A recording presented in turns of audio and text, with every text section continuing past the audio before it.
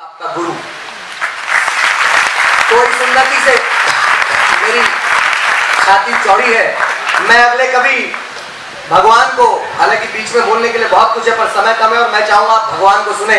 भगवान हमारे बीच मौजूद हैं, मतलब भगवान आज स्वयं आ गए, राजस्थान से आए हैं।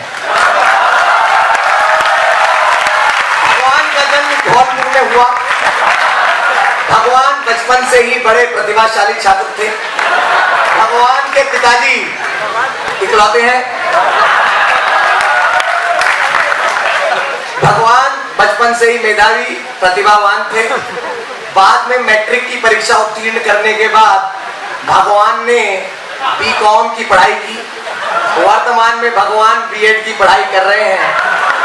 ब्रिज विश्वविद्यालय भरतपुर से हमारे बीच आए हैं। मैं भगवान से हाथ जोड़कर विनती करता हूं। हालांकि मैंने आज तक जितनी भी झूठी भगवान की कसम खाई है उससे इन्हीं का टिकट जल्दी कटने वाला है। मैं भगवान से आग्रह करूंगा कि इस एक्शन का कोई रिएक्शन ना देते हुए अपनी कविता पे जाएं।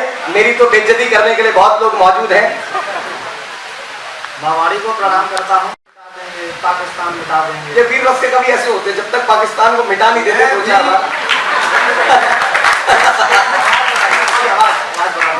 आवाज मैं भी पहले वीरस की कविता सुनाता था।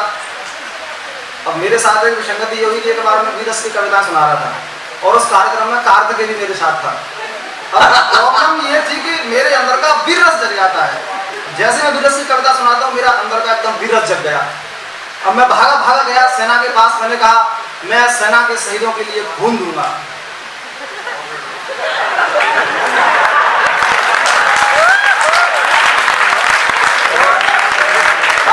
ब्रिगेडियर ने मुझे ऊपर से नीचे तक देखा और मुझसे कहा है।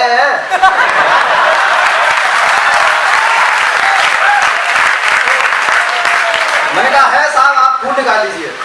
उन्होंने साहब मेरे अंदर से एक बोतल खून निकाली। अब भाई साहब तालियां तो तब बजनी चाहिए कि एक बोतल खून निकलते ही भाई साहब बेहोश। अब भाई साहब को होश में लाने के लिए 5 बोतल खून चढ़ाया।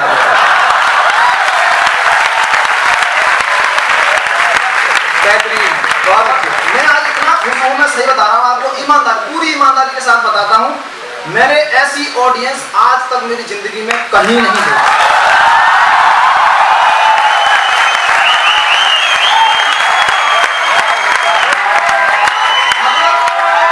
देखना बेटा, इसके बाद ये कुछ बोल ना दे। मतलब यार उनको तो कुछ भी सुना दो।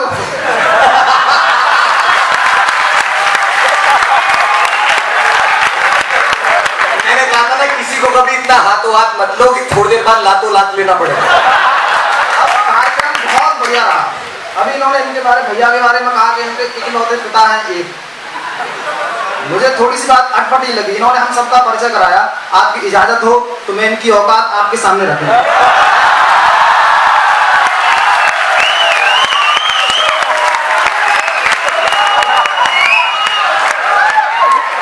बहुत देखो मैं कवि हूँ, कवित्री तो मुझे सीढ़ी मार रहे हो।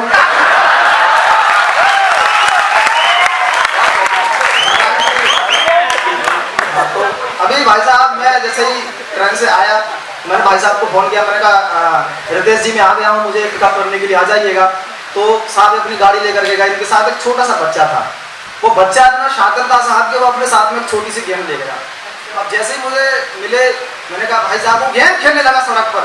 मैंने कहा भाई साहब ये अपने बच्चे को रोकिए, गेम खेल रहा है किसी की। हाँ अब बताया नहीं होगा इन्होंने आप लोगों को, मुझे पता है। देखो भाई ऐसा कुछ ना करें, मेरी माताजी सामने ही बैठी हैं। वो माता हाँ तो साहब उनका बच्चा साहब गेम खेलने लगा। मैंने कहा भाई साहब अपने बच्चे को रोकिएगा। मम्मी ऐसा कुछ नहीं है।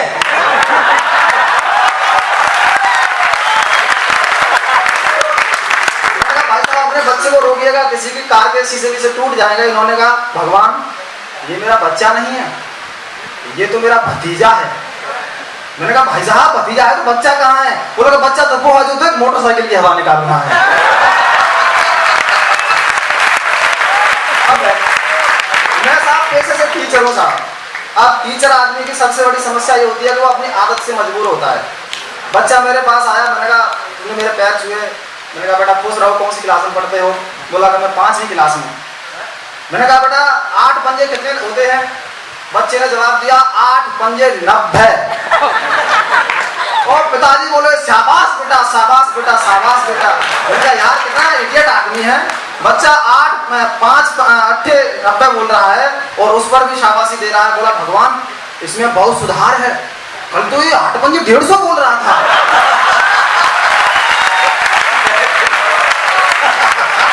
ऐसे खुल के बजा रहे बात।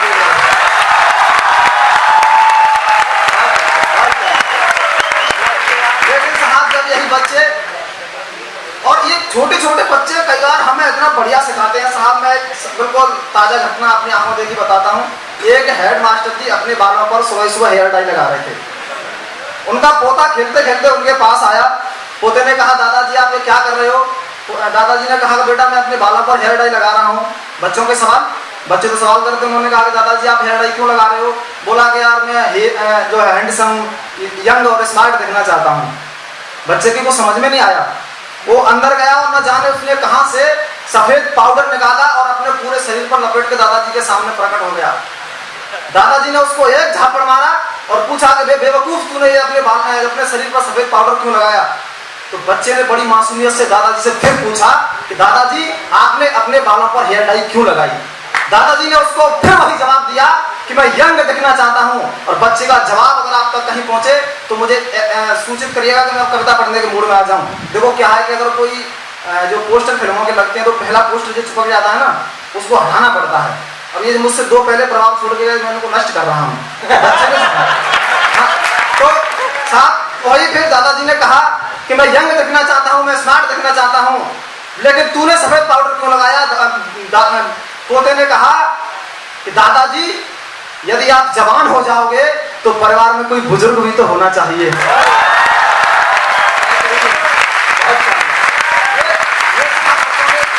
बच्चों के जवाब होते हैं। कई बार हमें तो बढ़िया सिखाते हैं लेकिन सब जब यही बच्चे बड़े हो जाते हैं जैसे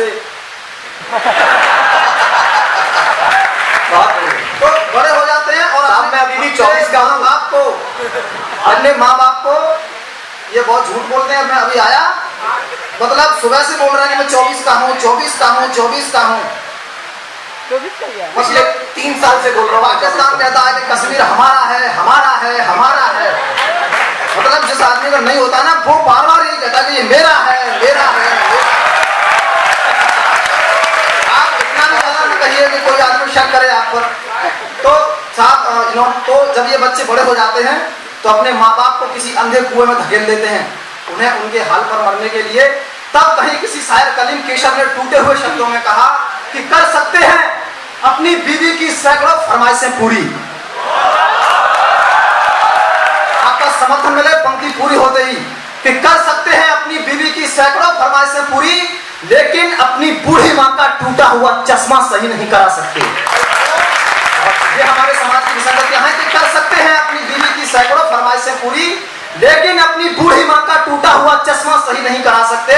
और बूढ़ी मां का जवाब सुनिएगा कि अगर अगर अगर अगर तूने मेरा टूटा हुआ चश्मा सही करा दिया होता तो मैं अच्छा शकुन और मैं अच्छा मुहूर्त देख सकती थी। मुझे कब शौक था ये दुनिया देखने का मेरे बच्चे, मैं चश्मा लगाकर तेरी सूरत देख सकती थी।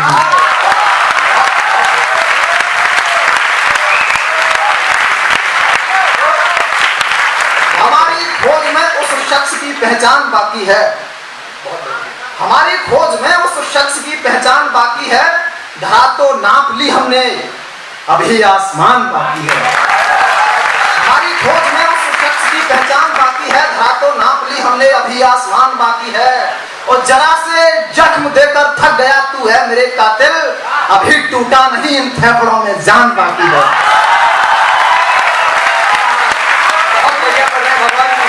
अभी टूटा नहीं।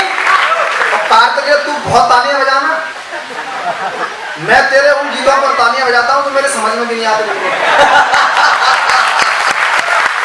अभी टूटा नहीं फेफड़ों में जान बाकी है। भगवान फॉर्म में आ गए भाई। और शहर भर के घरों में है मेरी गजलों की ही चर्चा। क्या बात है, बेहतरीन। शहर भर के घरों में है, मेरी गजलों की ही चर्चा, मियां शुरुआत है ये तो हिंदुस्तान बाकी है।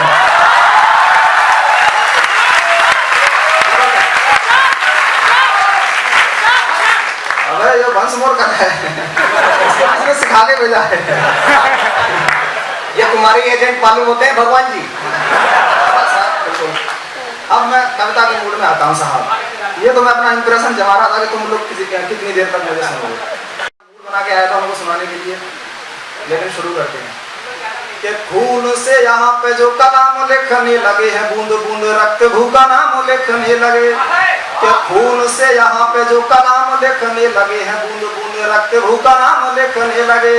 और मुँह तान आजाद भगत तो मैंने लिख दिया, और अशफाक को सलाम लिखने लगे।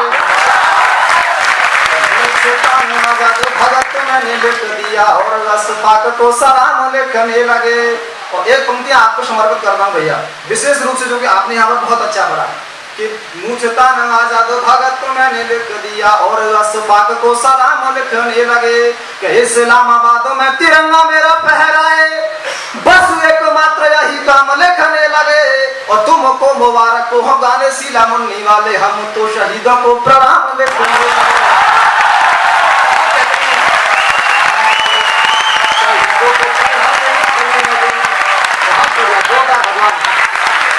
तुमको मुबारक हो गाने सीला मुन्नी वाले, हम तो शहीदों को प्रणाम लिखने लगे। और अभी जयवंत सिंह पवैया जी यहाँ से चले गए। कहा जाता है कि साहित्य समाज का दर्पण होता है, और इस आईने के सामने ज्यादा देर तक केवल वही व्यक्ति ठहर पाता है जिसके दामन में कोई दाग ना हो। किसी शायर ने कहा कि किसी की यातना में ख्याल बट जाए, किसी की यातना में ख्याल बट जाए, दुआ करो ये कयामत की रात कट जाए। और हम आईना हैं, दिखाएंगे दाग चेहरों के, जिसे बुरा लगे वो सामने से हट जाए।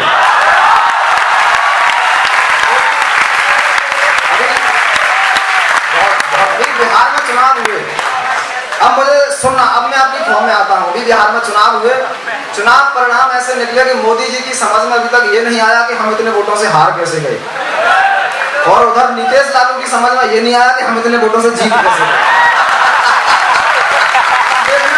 पहले हारे मैं बताता हूँ, समर्थन आप करना। और पहली पंक्ति से जुड़ना कि बहरे बिहारियों ने कैसा ये किया कमाल,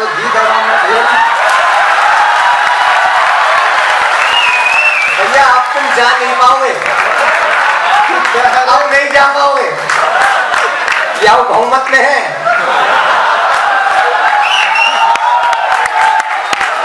बहरे बिहारियों ने कैसा ये किया कम, वही तो मैं कह रहा था कि ऐसी ऑडियंस मैंने अभी तक नहीं देखी।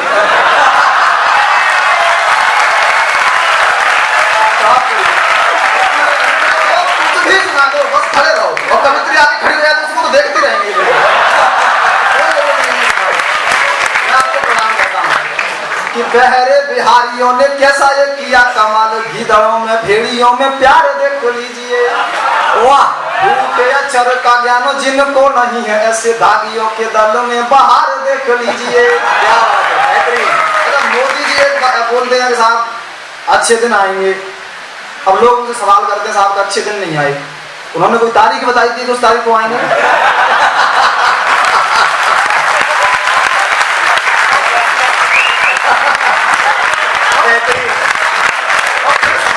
उन्होंने ये तो नहीं कहा था कि हमारे ही आएंगे, देखो बिहार वालों के आगे।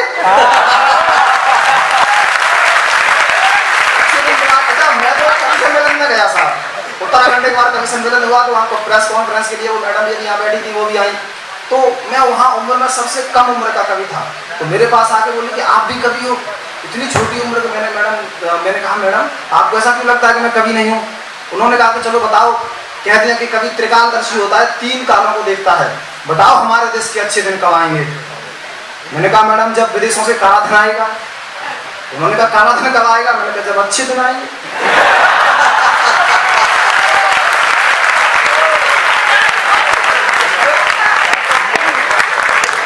बहरे बिहारियों ने कैसा ये किया कमाल, गीदड़ों में बड़े मन मुस्कुरा रहे भाई साहब। ये लगता है उसी पार्टी से आदमी। बहरे बिहारियों ने कैसा ये किया कमाल, गीदड़ों में भेड़ियों में प्यार देख लीजिए। और फूटे अक्षर का ज्ञान जिनको नहीं है, ऐसे दागियों के दल में बाहर देख लीजिए। कि धूल बंदियों को देश भर में चटाने वाले दिल्ली वाले दिग्गज की हार देख लीजिए। और पशुओं को चारा खाते देखना होता वो आपको एक बार चल के बिहार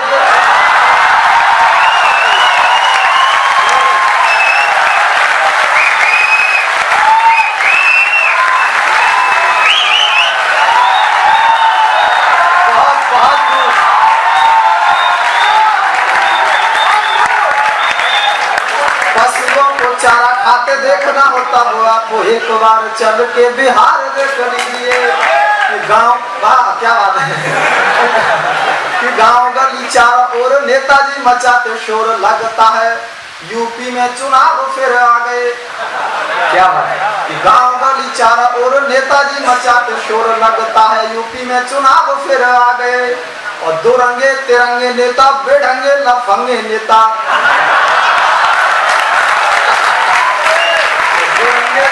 नेता बेढंगे लफंगे नेता किसी भी ना रंग के थे रंग वे जमा गए। दो रंगे तिरंगे नेता बेढंगे लफंगे नेता किसी भी ना रंग के थे रंग वे जमा गए। कि चारा भी डकार गए सत्य से नकार गए, अरे बिहारियों को वे ही लोग भागे। और जिस चारा भी डकार गए, देखो मैं आपसे निवेदन कर रहा हूँ तालियां कम बैठा हो, मैं नहीं पढ़ पाऊंगा ऐसे। गाँव गली चारों ओर नेताजी मचाते शोर लगता है देश में चुनाव फिर आ गए। और दो रंगे तिरंगे नेता बेढंगे लफंगे नेता किसी भी ना रंग के थे रंग में जमा गए। कि चारा भी डकार गए सत्य से नकार गए, बहरे बिहारियों को वे ही लोग भागे। और जिस के भी हाथ सौंपी देश की कमान, काट काट कर मेरा देश वे ही खा गए।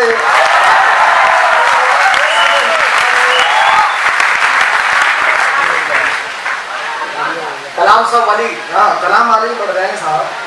कि भीख मांग मांग कर लड़ते चुनाव फिर जीत के चुनाव माला माल कैसे हो गए। वो देखा आपने झाड़ू वाले ने क्या किया था, वो उस देश से चंदा लिया उस देश से चंदा लिया, मैं साहब सरकारी क्वार्टर में नहीं रहूंगा, मैं ये नहीं करूंगा वो नहीं करूंगा। तो वो क्या कर रहा है वो भीख मांग मांग कर लड़ते चुनाव फिर जीत के चुनाव माला माल कैसे हो गए। और टोपी वाले खादी वाले गाड़ियों में घूम रहे, भारती के लाल बदहाल कैसे हो गए। टोपी वाले खादी वाले गाड़ियों में घूम रहे, भारती के लाल बदहाल कैसे हो गए। कि विश्व घोल दिया आज नेताओं ने नीतियों में, राजनीति तंत्र में दलाल कैसे हो गए। और ऋषियों की मुनियों की ज्ञानियों की धरती पे आसाराम साईं रामपाल कैसे हो गए। आसाराम साईं रामपाल कैसे हो गए। और आए दिन देखते हैं कि हमारे मोदी जी मन की बात करते हैं, मतलब मन की बात कहने के लिए रेडियो पे आएंगे, टीवी पे आएंगे, दूरदर्शन पे आएंगे।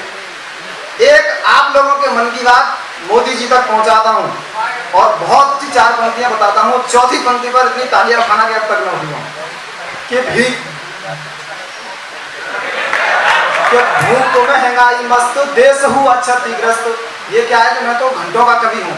अब कार्तिकेय ने कहा कि यहाँ तक बहुत सीमित टाइम में पढ़ना है, तो मैंने मटेरियल सेलेक्ट कर लिया है कि बढ़िया बढ़िया कविता सुनानी है बस आप लोगों को। कि भूख महंगाई मस्त देश हुआ क्षतिग्रस्त, कैसे आजादी की हम खुशियां मनाएंगे। और भारतीय अखंड कहाँ खंड खंड रूप यहाँ, ज्योति वो अखंडता की कब है जलाएंगे। कि ईंट का जवाब हम पत्थरों से देंगे कब, और काफिरों को कब जड़ से मिटाएंगे। और दामिनी के दामनों में दाग नित्य लग रहे, मोदी जी बताओ कब अच्छे दिन आएंगे।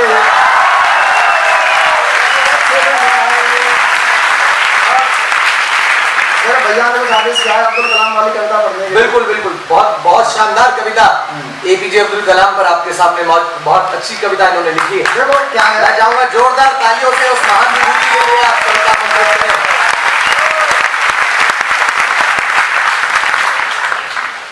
बहुत अच्छा प्रयास कर रहे हैं मोदी जी। मैं किसी राजनीतिक पार्टी का आदमी नहीं हूँ, मैं बीजेपी का आदमी नहीं हूँ, मैं कांग्रेस का आदमी नहीं हूँ।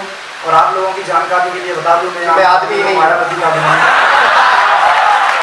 देखो हम लोगों की कोशिश कितनी बढ़िया रहती है, मैं वो बताता हूँ आपको।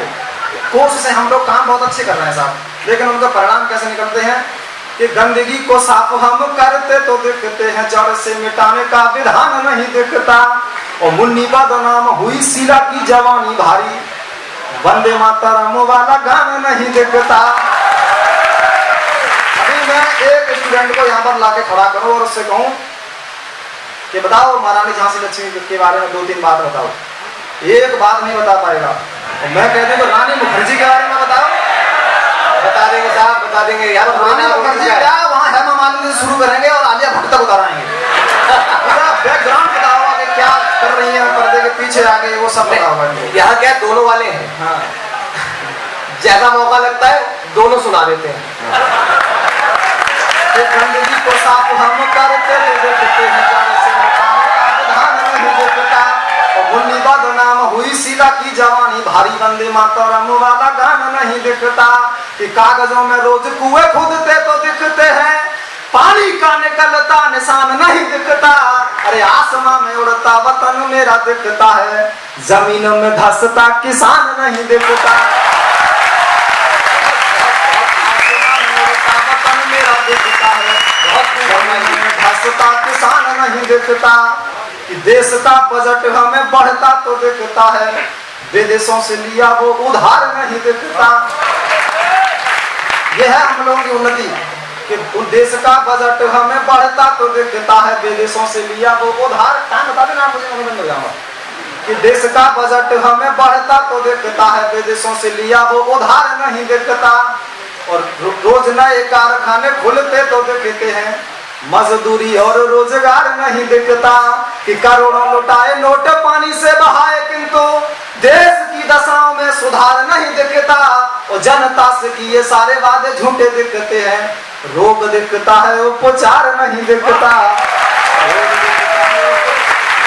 अब थोड़ा शॉर्ट कर रहे हैं, इससे भी आप शॉर्ट कर रहे हैं। अब्दुल कलाम जी देखो हमारे देश में बहुत सारी राजनीति की बातें कही गई, लेकिन इस देश में ऐसे भी नेता हैं जिन्होंने अंतिम समय तक इस देश के लिए अपनी हर एक सांस जी, हमेशा अंतिम समय तक भारत माता की जय बोली। एक ऐसा नाम हुआ करता है डॉक्टर APJ अब्दुल कलाम। मैं जहाँ भी जाता हूँ लगभग 10-12 प्रांतों में, बहुत सारी कम उम्र में मैंने बहुत सारे प्रांतों में कविता सुनाई है। मैं हर जगह जाता हूँ, हर जगह सुनाता हूँ, आपको सुनाता हूँ। कि जिंदगी से जूझना जवानियों को सिखलाया, भैया इसको थोड़ा बेस उड़ा दो। कि जिंदगी से जूझना जवानी, बेबी को बेस पसंद है। ये भगवान कुछ अलग टाइप के हैं। जिंदगी से जूझना जवानियों को सिखलाया, जंग के जुनून को जवान रखता था वो। और लक्ष्य में ही पूरी शिद्दत से घुल मिल कर मिसाइल मैन वाली शान रखता था वो। लक्ष्य में ही पूरी शिद्दत से घुल मिल कर मिसाइल मैन वाली शान रखता था वो। कि भाईचारा समता बढ़ाने है तू एक हाथ, गीता दूसरे हाथ में कुरान रखता था वो। और भारतीय कला गाना भारत रत्न क्योंकि सबसे ऊपर हिंदुस्तान रखता था वो।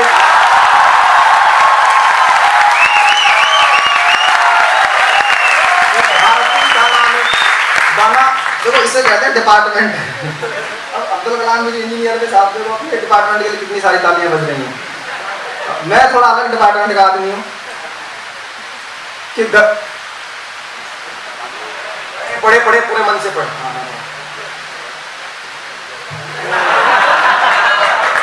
वो एक फिल्म देखी होगी आपने, जॉनी लीवर वाली, भूला।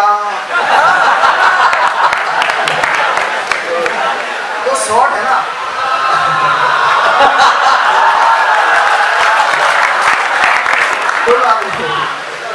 शुरू करें, शुरू करें।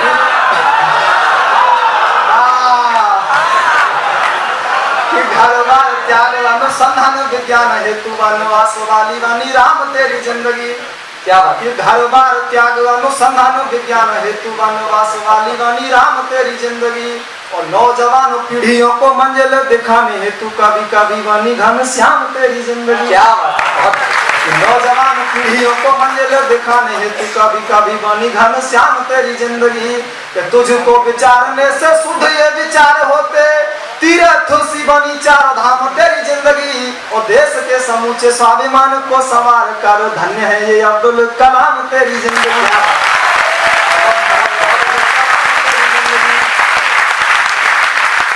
ये मैं हालांकि देखो सांप्रदायिक नाम नहीं लेता, लेकिन ये एक ऐसा देश है, वो नेता था जिसने अंतिम समय तक भारत माता की जय बोली।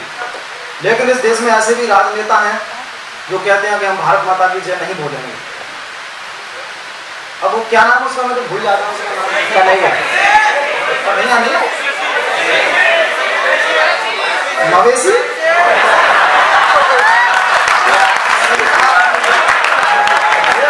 मतलब बिल्कुल मवेशी ही है। और एक बात बता दूं आपको, एक सच्चे मुसलमान की भारत माता की जय उस वक्त पूरी हो जाती है जब वो दिन में 5 बार की नमाज पढ़ने के लिए अपने सर को इस मादरे वतन की जमीन पर रख देता है। हम भारत माता की जय बोलेंगे कि नहीं बोलेंगे। और एक बात और कह दूं, उस दिन से लेकर आज तक हिंदुस्तान का एकमात्र ऐसा आदमी हूं मैं जो ओवैसी के बयान का समर्थन करता हूं कि उसे भारत माता की जय बोलनी ही नहीं चाहिए। सही का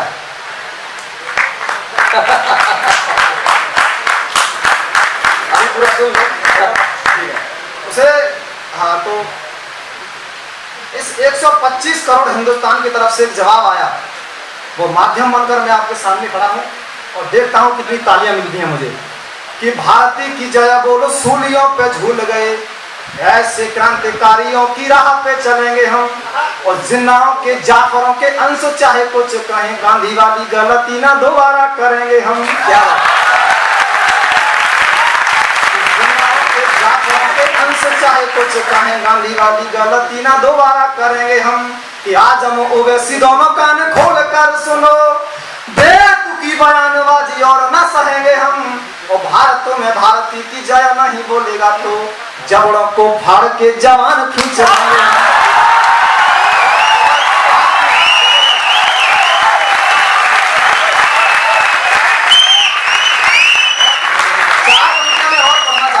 पढ़े पढ़े पढ़े 4 पंक्तियां और पढ़ना चाहता हूँ। अभी एक नाम आया कन्हैया, कन्हैया, वो बड़ा आतंक मचाया उसने। हालांकि मेरा मन था कि मैं सबको समेटूं, लेकिन अब कविता के लिए टाइम नहीं है। पीछे बहुत सारे लोग हैं, मुझे गालियां दे रहे होंगे ये लोग पीछे बैठ के, तो 1 घंटे का जमा है, उठ नहीं रहा वहां से। एक जवाब देता हूँ कन्हैया। एक वो क्या नाम था उसका, वो कांग्रेस का नेता शशि थरूर, शशि थरूर, उसने कहा था कि वो कन्हैया भगत सिंह का अवतार है। मुझे तो नहीं पता, लगता कि साहब वो भगत सिंह का अवतार है, लेकिन मैं उसे क्या कहता हूँ, 4 पंक्तियां पढ़कर अपना स्थान लेना चाहता हूँ कि धरा पर पापियों का ये सदा संहार बोलेगी, धर्म की जीत बोलेगी, अधर्म की हार बोलेगी, और यहाँ भोपाल में मैं कह रहा सुन ले कन्हैया तू, कलम मेरी तुझे ललकार कर गद्दार बोलेगी।